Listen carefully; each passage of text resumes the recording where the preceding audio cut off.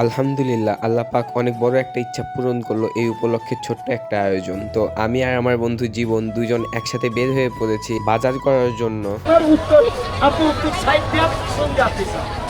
অনেক দিনের স্বপ্ন এবং অনেক পরিশ্রম করার পর আল্লাহ পাক আমাদের এই ইচ্ছাটা পূরণ করলো। তাই আমরা আমাদের সামর্থ্য অনুযায়ী ছোট্ট একটা আয়োজন করেছি ইতিমখানার ছাত্র এবং আমাদের আত্মীয় স্বজন পাড়া প্রতিবেশীদের জন্য। আমরা দুই বন্ধু মিলে হাটে অনেক ঘোরাঘুরি করার পর এখানে দেখলাম অনেক সুন্দর আদা রসুন এবং পেঁয়াজ অনেক কিছুই পাওয়া যাচ্ছে। তো এখান থেকে আমরা আদা রসুন পেঁয়াজ কিনে ফেললাম। কেনার পরে টাকাটা দিয়ে এখন আমরা যাব আরো অন্যান্য বাজার করার জন্য যেগুলো আমাদের প্রয়োজন। আঙ্কেল কাঁচা মরিচ কত করে? 2 কেজি দিয়েন। বাসা থেকে আমাদের হাতে অনেক বড় একটা লিস্ট ধরাই দিছে এবং একটা ব্যাগও ধরাই দিছে কাঁচা বাজার এবং মশলা চাল ডাল সবকিছু কেনার জন্য। তো আমরা চাল ডাল যেগুলো আছে ওইগুলো মুদির দোকানে বলছি যে ওইগুলো রেডি করে রাখতে, আর হাটে আসছি আমরা কাঁচা বাজার করার জন্য। ওখানে আমরা 2 কেজি পেঁয়াজ কিনে নিলাম 80 টাকা কেজি, আর অনেক শশা ছিল, শশাগুলো ভালো লাগছে তাই এখান থেকে 5 কেজি শশাও নিয়ে নিচ্ছি। মেহমানদেরকে খাওয়াবো, খারাপ জিনিস নিলে তো আর হবে না, তাই নিজের হাতে সুন্দর সুন্দর শশাগুলো আমি বেছে নিচ্ছিলাম আর টাকা দিয়ে জিনিস নিচ্ছি, খারাপ জিনিস নিব কেন। 5 কেজি হয়ে গেছে আঙ্কেল। লেবু কত করে লেবু? 1 কেজি 30। 1 কেজি 30। কেন 3 কেজি দেন? লেবু নেওয়া বাকি ছিল, বললাম লেবু কত করে কেজি, বললো 1 কেজি লেবু 30 টাকা, তাই 3 কেজি লেবু বেছে নিলাম। 1 কেজি বাগুন দে 100 ভিডিও হচ্ছে ভাই। কত হলো আঙ্কেল? এটা শিক্ষিত বেগুন বুঝছো, দাম বেশি আছে। শিক্ষিত বেগুন। শিক্ষিত বেগুন। আটের মধ্যে আমার দোকানে বড় সবচেয়ে দাও, এর থেকে মাথা বড়। কি নেবা সব তো? খরগোশ দেখো, খরগোশ দেখো, খরগোশও আছে। হ্যাঁ 500 টাকা। সই 500। আসছে কম দাও, শরীরে হয় না তোমারটা 500 হয়ে গেল। ভাগ্য ভালো। আমাদের বাজার করা শেষ, 10 টাকা ব্যাগ পাইছি। এই 10 টাকা নিয়ে এখন আমরা চলে যাব কলিজা কিনতে। কত দেখেন তো কয়টাই? এইটা মূলত খাসির কলিজা, 1000 টাকা কেজি। তো কলিজার সাথে যেগুলা ছিল সব মিলে আমরা হচ্ছে 600 টাকা দিয়ে এইগুলা নিয়ে নিছি। এই দুটোই এক প্যাকেট ছিল। আপাতত আমাদের যা কিছু কেনার ছিল কাঁচা সবজি এবং হচ্ছে কলিজা সবকিছুই আমাদের কেনা শেষ।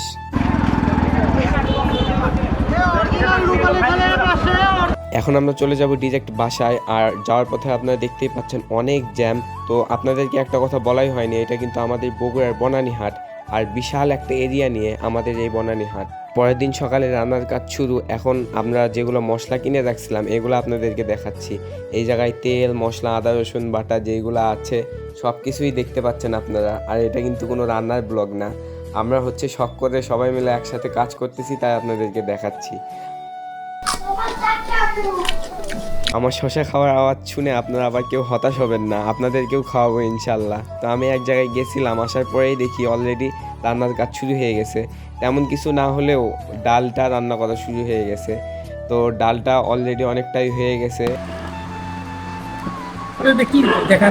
আগেকার মানুষগুলাও কত যে সহজ সরল দেখেন, এখনকার আমরা ছোট ছোট বাচ্চারা সবই বুঝি, আর তারা আমাকে জিজ্ঞেস করতেছে যে এটা আসলে কি, এটা দিয়ে কি দেখা যায়। তো যাই হোক, এখন কাজের কথায় আসি। রান্নার কাজ প্রায় মোটামুটি শেষ, আমি বললাম একটু উঠাই দেখাতে।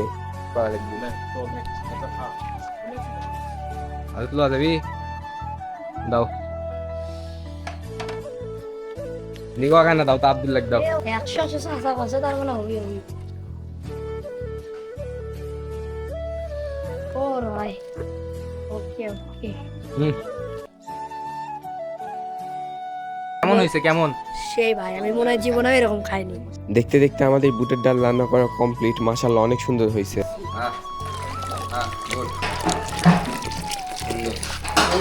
আমাদের বিরিয়ানির জন্য এখন গোশত রান্না করা হবে, কারণ গোশতটা প্রথমে রান্না করে নিতে হয়। এখন আমি আমার ছোট ভাই দুইজন মিলে গোশের পাতিলটা নিয়ে যাচ্ছি। যাওয়ার পরে এখন আমাদের যে মেন বাবুর্চি আছে আমার, এটা হচ্ছে আমার বড় আব্বা আর এটা হচ্ছে আমার মামা। মামা আমার হচ্ছে গোশগুলা ঢেলে নিচ্ছে। গোশগুলা ঢালার পর এখন আমরা দিয়ে দিব তেল, সয়াবিন তেল। আপনারা এখানে দেখতে পাচ্ছেন আগে থেকে কেটে রাখা পেঁয়াজ এবং মরিচ। তো গোশত রান্না করার জন্য পরিমাণ মতো পেঁয়াজ এবং মরিচ আলাদা আলাদা করে রাখা হয়েছে। আমিও একটু দিচ্ছিলাম, হেল্প করতেছিলাম। আর এখন যা রান্না করতেছে এটা হচ্ছে আমার বড় আব্বা, অনেক সুন্দর রান্না করে, তাই বড় আব্বাকে দিয়ে আমরা সবসময় রান্না বান্না করাই। আর এখানে পরিমাণ মতো যেগুলো মশলা আছে, গুঁড়া মরিচ হলুদ ডালচিনি, তারপর হচ্ছে তেজপাতা, যদিও অনেক মশলা আমি নাম জানি না, ওইগুলো সব পরিমাণ মতো যতটুকু প্রয়োজন দেওয়া হচ্ছে। আপনি আবার মনে করেন না যে আমি রান্নার ব্লগ বানাচ্ছি, আমরা সবাই একসাথে কাজ করতেছি, এনজয় করতেছি, ফ্যামিলির সবাই একসাথে, বাপ চাচা সবাই একসাথে, তাই আপনাদের সাথে শেয়ার করতেছি বিষয়টা। সবাই একসাথে কাজ করাটা আসলে অনেক আনন্দের একটা বিষয়। আর এখন গোশের মধ্যে দেওয়া হচ্ছে আদা রসুন বাটা, পরিমাণ মতো আদা রসুন বাটা দেওয়া হচ্ছে। আদা রসুন বাটা দেওয়ার পর এখন দিয়ে দেওয়া হবে টেস্টিং সল্ট। টেস্টিং সল্ট দেওয়ার পর দিয়ে দেওয়া হচ্ছে পরিমাণ মতো লবণ দেওয়ার পর এবার দেওয়া হচ্ছে পরিমাণ মতো জিরার গুঁড়া। আর আপনাদেরকে আমরা দেখাবো যে আমরা কী ট্র্যাক কিনছি, ওইটা ইনশাল্লাহ লাস্টে দেখাবো। আর সব কিছু দেওয়ার পর এখন সুন্দর মতো সব মিক্স করা হচ্ছে।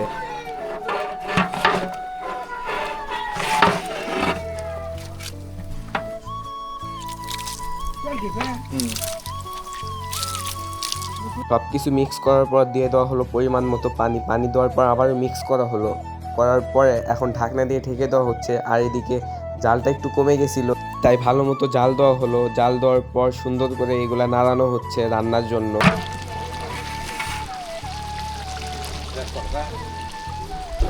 গোশ ঠিকঠাক মতো সিদ্ধ হয়েছে কিনা, লবণ ঠিকঠাক আছে কিনা, এই জন্য আমাকে টেস্ট করতে দিল। আর এই যে দেখেন আপনাদের সেই ভাইরাল দাদা, দেখেন পান মুখে নিয়ে কত নাচানাচি করতেছে, যাকে আপনারা গত ভিডিওতে দেখেছেন। কেমন নাম? গল্পের তালে তালে আমাদের গোশ রান্না কমপ্লিট। এখন আমরা সসপ্যানটাকে এক সাইড করে রেখে দিব পরবর্তী ধাপের জন্য। দাদা, তুমি তো দাদা ভাইরাল হয়ে গেছো। দাদা তোমাকে দেখাই তোমার ভাইরাল ভিডিও। হ্যাঁ, খারাপ করছি মানে তুমি দেখো, তুমি লাখ লাখ লোক দেখো। সিনেমা বানাবে, সিনেমা।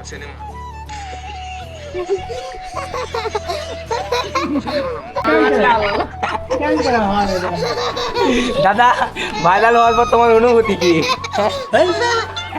দাদার রিয়াকশন দেখে ভিডিও এডিট করার সময় আমার হাসি লাগতেছে। আর এখানে দুই শালা সম্বন্ধী মিলে চালগুলো ধুয়ে নিচ্ছে একসাথে। সকাল থেকে তোর গেল খাওয়ার ভয়ে তো ব্যাটে দৌড় মারছি কাম করাবে। এইদিকে আবার ভাইয়া ভাবির ঝগড়া। এর মধ্যে রান্নার কাজও মোটামুটি অনেকটাই কমপ্লিট। এখন পেঁয়াজগুলো ভেজে নিয়ে মশলাগুলো দিয়ে দেওয়া হচ্ছে। আবারও আদা রসুন বাটা সুন্দর মতো দিয়ে দেওয়া হলো। দেওয়ার পরে আবারও নেড়ে নেওয়া হচ্ছে। নাড়ার পর এখন যেগুলো বাদবাকি মশলা আছে, হলুদ, লবণ, আরও ডালচিনি, গোলমরিচ, সাদা এলাচ, তেজপাতা, এইগুলো সমস্ত মশলাগুলো দিয়ে দেওয়া হচ্ছে। দিয়ে দেওয়ার পর এখন আমাদের যে রাঁধুনি আছে, এটা হচ্ছে আমাদের স্পেশাল রাঁধুনি। এই রাঁধুনি হাত না দিলে আমাদের খাবারের টেস্টই হবে না, এই জন্য তাকে আমরা হায়ার করে নিয়ে আসছি। এখন পানি দেওয়া হবে, বিরিয়ানির জন্য রান্না করার জন্য পানি দেওয়া হবে। পর্যাপ্ত পরিমাণ পানি দিয়ে চালগুলো ঢেলে নেওয়া হচ্ছে। দুইবারে চালগুলো ঢালা হচ্ছে, একবার আমার মামা ঢাললো আর একবার হচ্ছে সিয়াম ভাইয়া চালগুলো ঢেলে নিচ্ছে। আর এই চালগুলো ঢালা কিন্তু অনেক রিস্ক, তাই দেখে শুনে আস্তে যে চালগুলো ঢালা হচ্ছে যাতে কোনো দুর্ঘটনা না ঘটে। চালগুলো ঢালার পর পানি গরম হয়ে গেছে, তাই কাঁচামরিচগুলো পরিমাণ মতো দিয়ে দেওয়া হচ্ছে। অনেকগুলো কাঁচামরিচ ছিল, এই জন্য সব কাঁচামরিচ দিয়ে দেওয়া।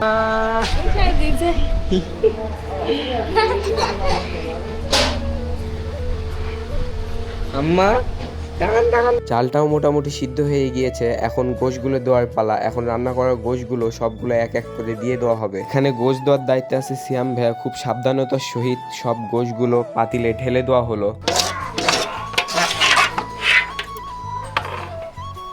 বাদ বাকি যতগুলো গোশ ছিল সব একসাথে দেওয়ার পর পাতিলটা ঢেকে দেওয়া হচ্ছে। এটা এখন দমে থাকবে। এইদিকে মামা এবং বাচ্চারা কাঠগুলো সব ছাদে নিয়ে যাচ্ছে। অপেক্ষার প্রহর শেষ। দেখতে দেখতে আমাদের বিরিয়ানিটা রান্না কমপ্লিট। দমে দেওয়া হয়েছিল। ঢাকনাটা খোলার পর জাস্ট দেখতেই অনেক সুন্দর লাগতেছে মাশাআল্লাহ। এখন বিরিয়ানিগুলো নাড়াচাড়া করে এটা একটু ঢেকে রেখে দেওয়া হবে প্যাকেজিংয়ের জন্য।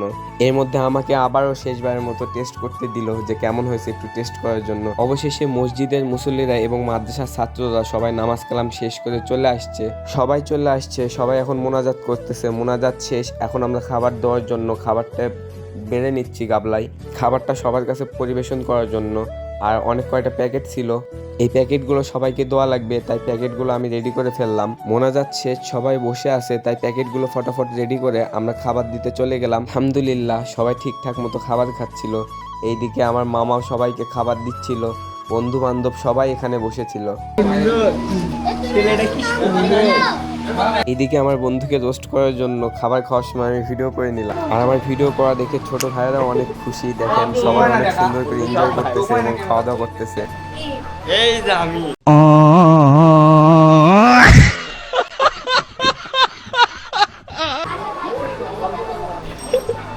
কন্টেন্টের উদ্দেশ্যটা ভালো ছিল, নয়তো শালাদেরকে এমনভাবে রোস্ট করতাম যা বলার বাহিরে।